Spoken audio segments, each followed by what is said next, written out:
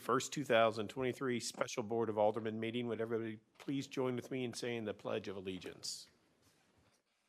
Pledge allegiance to the flag of the United States of America. States of America, and to the republic, one nation, which under God, indivisible, liberty and justice for all. Roll call, please. Alderman Plufka. Here. Alderwoman Tice. Here. Alderwoman Sims. Here. Alderman Weggie. Here. Alderman Gould. Here. Alderman Lockmiller. Here. Alderwoman O'Neill. Alderman Shelton, absent. Okay. 7 members present. Thank you. Thank you, everybody, for agreeing to show up for this Special Board of Aldermen meeting. Time is of the essence on this if we're going to move forward. That's why I called this meeting. First item on the agenda is approval or amendment of the agenda. Are there any changes? Any objection to approving the same by acclamation? Seeing none, it will be approved. Gets us down to citizen comments. Anybody in the public care to address the board? Now is the time to do so. You'll be given up to 3 minutes. Okay. Brings us down to old business, bill number 6456. Are we having a city attorney tonight or not? We have Other than Mr. Bob? Jones. Yes. Okay. That's me tonight. Okay. Do we need to do a second read by title only then? Is that Yes. Bob's doing that? Yes, if it has not been. Yeah, so Mr. City Attorney, if you could do a second read of bill number 6456 by title only, please. You just get that. Sure.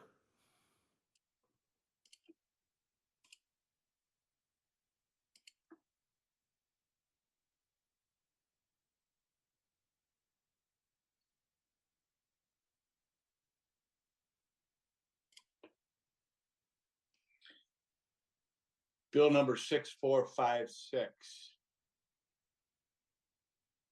An ordinance authorizing an intergovernmental agreement with the cities of Clayton and Richmond Heights to create a commission for fire department training services. Second reading.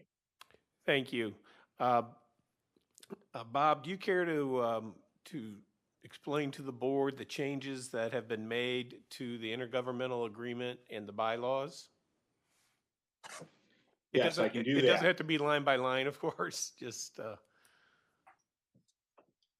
The intergovernmental agreement, after feedback from the member cities, I added that it would require ratification by motion of the boards of aldermen or city council of the cities to adopt, amend, or repeal bylaws, and also require ratification by the boards and city councils for any contracts that commit the commission to expend an amount in excess of $60,000 or to bind the commission to performance of a period of at least 1 year. Initially, I inserted $10,000, but after a meeting with the city administrators and the fire officials on Tuesday, it was suggested that $60,000 would be more appropriate because it's really $20,000 from each city, and that was roughly the spending limit that Bola indicated that she had, that Amy Hamilton indicated, and David Gibson as well. Okay. In front of this board tonight on the bill number 6456, is there also the actual lease? Is that in front of this board for approval? Well, the lease itself was finished this afternoon after I sent comments to Catherine Phillips yesterday. She is the counsel for the landlord, and we then had a conference call this afternoon, worked through what I thought were all of the outstanding issues. And so I'm prepared to say that this lease now addresses all of the issues that I was aware of. Okay. If anyone has any questions, I don't know how much time you had to look through it because you probably only received it at 5 o'clock tonight. Right. Okay. Well, we'll go ahead and open up for questions on any of these things. Yeah, Alderman Plufka. I don't so much have a question as a comment. I mean, when it was read as a second reading, the title of it was the intergovernmental agreement. I don't know that we're voting on are we really voting on a lease? I know I know it's beneficial to have the lease to look at, because that's one of the first things the Intergovernmental Commission is going to consider, to be then ratified by us at a later point.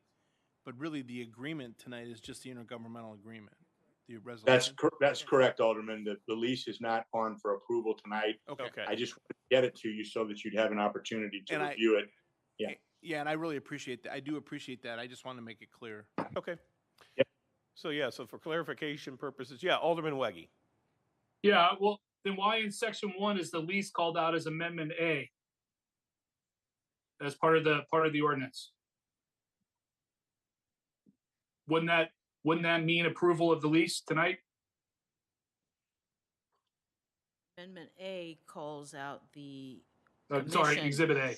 I mean, Exhibit A. Exhibit A is referencing the intergovernmental agreement. Yeah, Exhibit A is the intergovernmental agreement, even though somewhere else the lease is identified as Exhibit A in the intergovernmental agreement. I believe that's where. Right. I think the IGA refers to the lease as Exhibit A, Right. but the ordinance, when it's referencing Exhibit A, it's referencing the IGA. Correct. Okay, well, that confused me. But what's in front of the board is only the approval of the IGA. Correct. That's correct. And the bylaws will later be enacted by the commission. But with the language that's been added to the IGA, that will require ratification by the boards of aldermen or city council as well. And there was one change in the bylaws. That is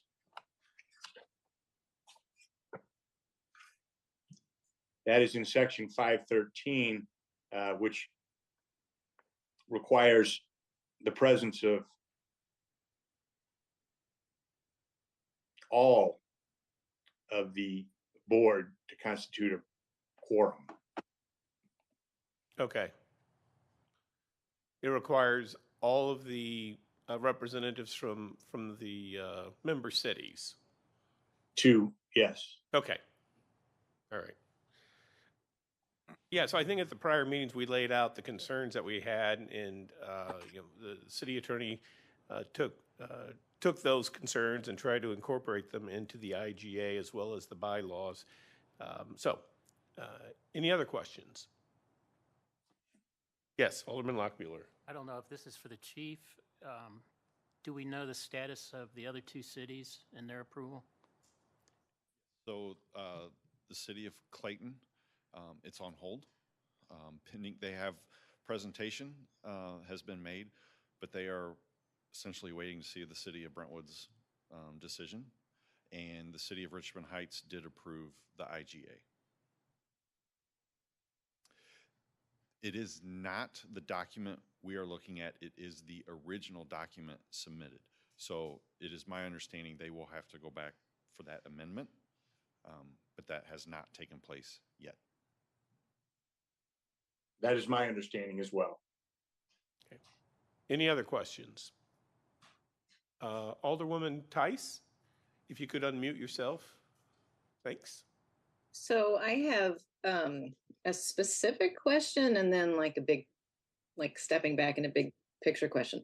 So my specific question is, if we're approving this intergovernmental agreement, can you show me exactly how we could potentially get out of this if the construction costs that we're anticipating being $500,000 are per city are $1 million per city, or that there's some other amount? Like, do we, by agreeing to this, are we agreeing that this is new facility is going to happen? Or is there a subsequent time that we can debate the expenditure of the money to build the facility? You can debate that. In fact, that expenditure and the entering into the lease, for that matter, will require ratification from the boards. And the lease now contains a provision that allows an 18-month period of time, much like a due diligence period in a sale contract. If the cities are not satisfied with the construction costs in their sole discretion, this lease can be terminated. Okay, so then my big picture question is, so I'm a huge proponent of municipalities working together. And so I think that's the fact that we're trying to do that is really a great thing. But my question, I think, for the chief is, can you just explain why this is critical? And it's not like we want better ice time. Like, are we going to get like higher ISO scores, or is some insurance costs going to go down? But like, why is this training facility worth us thinking about spending this much money when we already train our officers and you seem to do a fabulous job there? Well, first, thank you for the question. I have a lot of thoughts running through my mind right now, and my primary response is this is not for better ice time. This is visionary.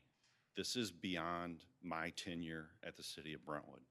This is for the next 50 years of training the firefighters, not of Brentwood, but in the entire region. And this region's fragmentation handcuffs fire departments daily. So trying to eliminate as much fragmentation as possible is an overarching goal in this project. So having a consolidated site where our firefighters can come together and continue what is already in place at a closer location, I think is what's best for these municipalities for multiple generations. So how is that different than the training that you're doing now? I know you have to drive further to get there. Absolutely. How does this improve the training? So access, having consistent access, potentially from a weekly basis, definitely from a monthly basis, as opposed to a quarterly basis, will be a big game changer. And bringing in additional partners that we don't currently have. And we are confident as fire chiefs, this is going to open the door for other partner cities to come and train with us to improve our performance in the communities. Okay, thank you. And to follow up on the insurance, for the city of Brentwood and our ISO score, we are extremely pleased with where we are at. The investment and our people have performed well. This will help us maintain that. Yes. Thank you. Alderman Weggie, did you have your hand up earlier? Yeah, so the question about the bylaws. So why are the bylaws here just for reference, and those are not necessarily what will be approved by the commission when it's formed?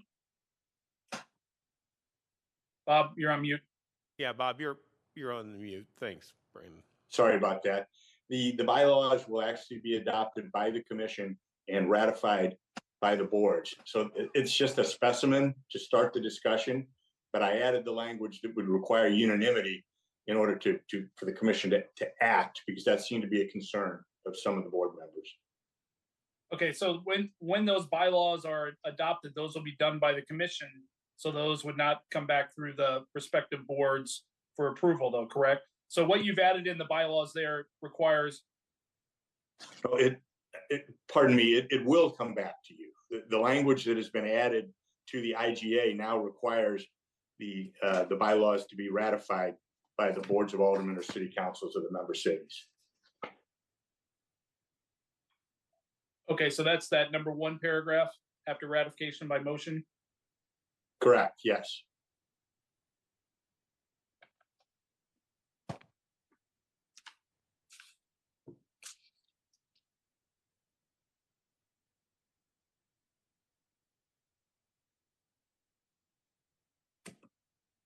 I guess I don't understand how that's saying that the bylaws that will be adopted will be approved back here. Maybe I'm just not understanding the paragraph.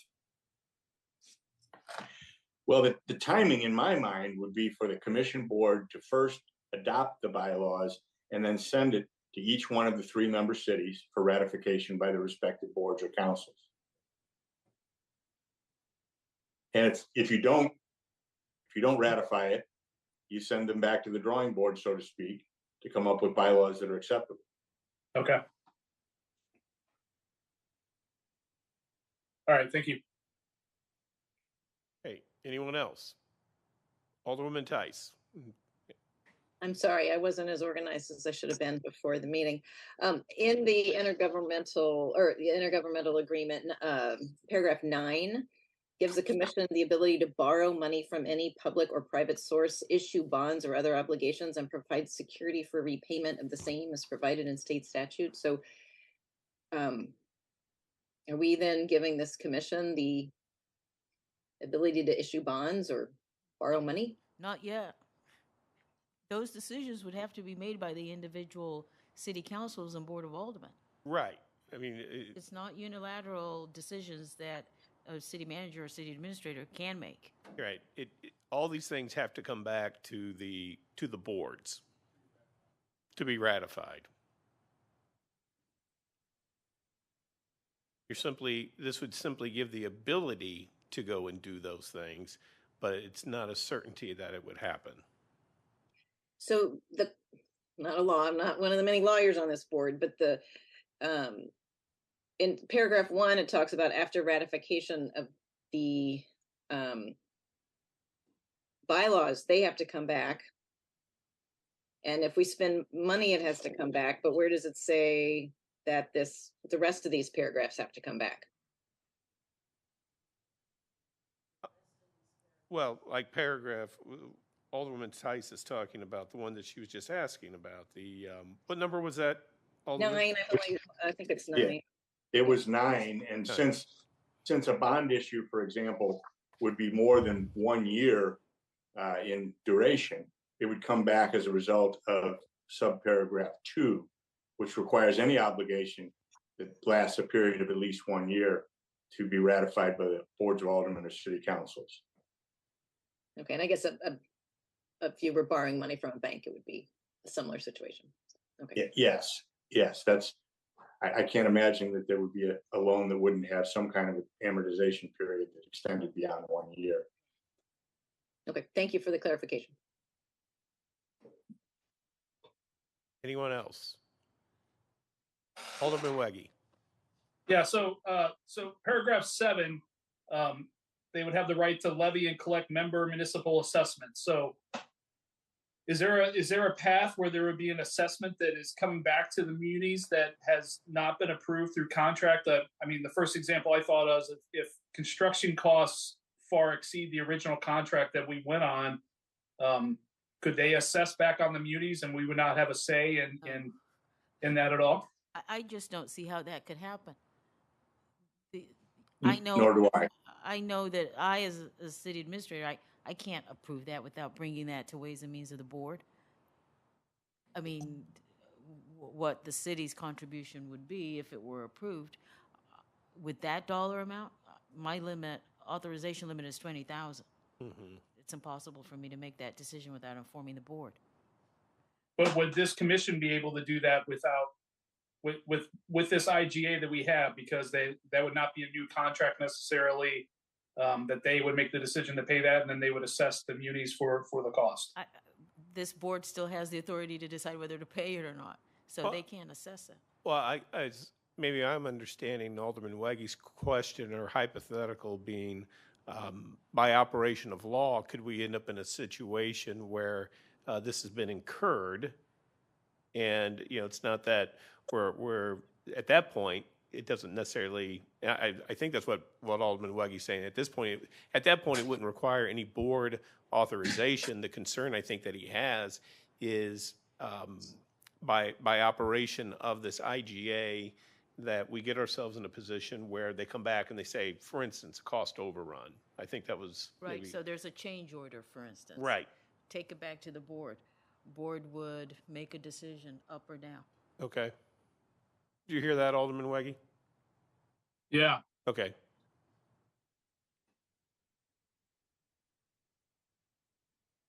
Okay. Anybody else? Okay. Yeah, Alderman Sims.